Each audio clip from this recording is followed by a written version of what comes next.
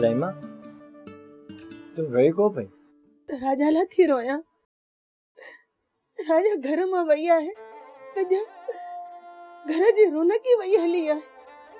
राजा जा पी मुके राजा ॾाढी थी याद अचे। ए तो भी का सफा चरी है। राजा हिता वही आ त कुजा खणी वई। ए पाण के कुछ ॾेई वई है। अॼु हाजी साहब पाण के ठियो वठी ॾिनो आहे। सुभाणे वञी रोज़गार सां लॻंदुसि।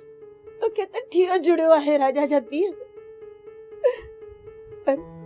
पर राजा तो मुझे सुकून खणी वई आहे। रहीमा ए परेशान न थी।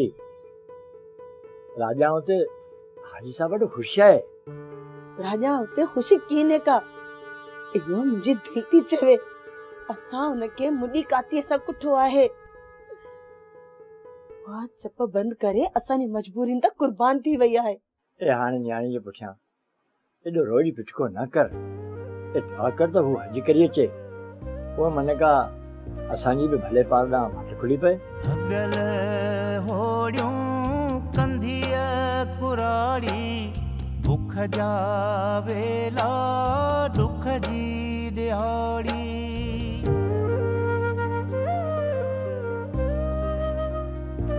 माणक तू जिंदा आहीं अलाए नाही पर मुझी दिल थी चवे तो तू जिंदा आहीं। जेकॾहिं तू हाणे मोटे भी त आऊं तोखे कहिड़ो मुंहुं ॾेखारींदसि।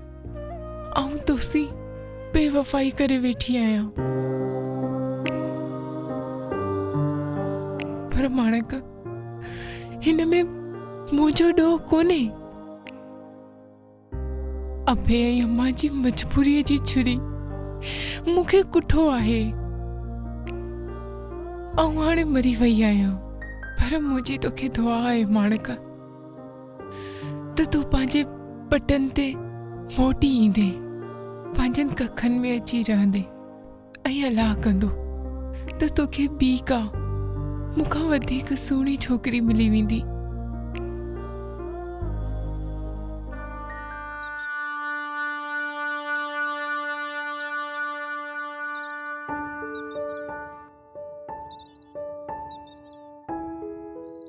अलाना रेट केड़ो लगायो अथई? गंद मच्छी 20 रुपया किलो। ऐं जे तव्हां सुठी मच्छी खणी ईंदव न त तव्हांखे पैसा वधीक ॾींदुसि। अलाना हू ठेकेदार जेको मांगर आहे हू त 10 रुपया किलो थो रखे। हू त तव्हांखे कतरे वेठो। हुनखे बुख बिना घणी आहे। बाबा मूंखे हक लाल जी रोज़ी खपे। आउं वटि जेतिरो बि माल हुजे न मुंहिंजे ठीअ ते खणी अचो। आउं तव्हांखे रेट सुठो ई ॾींदुसि। त अलाना असांजो माल सभु तो वटि ईंदो। पोइ बसि आई बि अंधा न थियो। जेको माल हुजे मूं लाइ खणी अचो।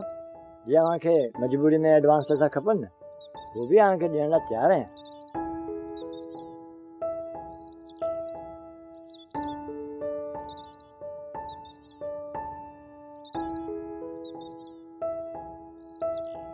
हाणे ड्रामा सीरियल पाणी ऐं प्रीत जा तमाम एपिसोड्स ॾिसो HD क्वालिटी में।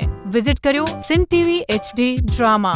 सब्सक्राइब कयो असांजो ऑफिशियल YouTube चैनल सिन TV HD ड्रामा ऐं वधीक अपडेट लाइ बेल आइकन खे क्लिक करियो।